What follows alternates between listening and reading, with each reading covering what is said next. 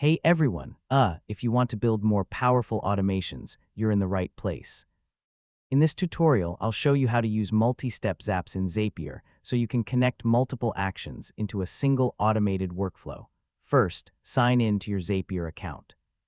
Once you're on the dashboard, click the Create button and choose Zap to start a new automation. Next, select your trigger app and choose the event that will start your workflow. Connect your account and test the trigger to make sure Zapier can detect new data. Now add your first action step. Choose the app you want to use, connect your account, map the required fields, and test the action to confirm it's working correctly. To create a multi-step zap, simply click the plus button to add another action.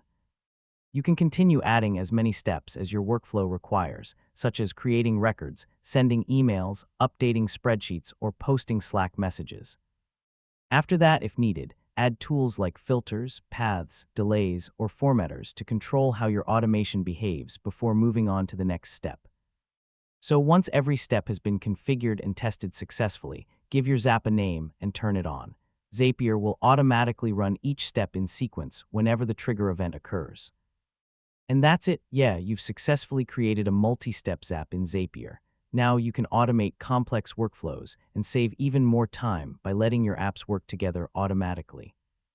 Thanks for watching, and I'll see you in the next tutorial.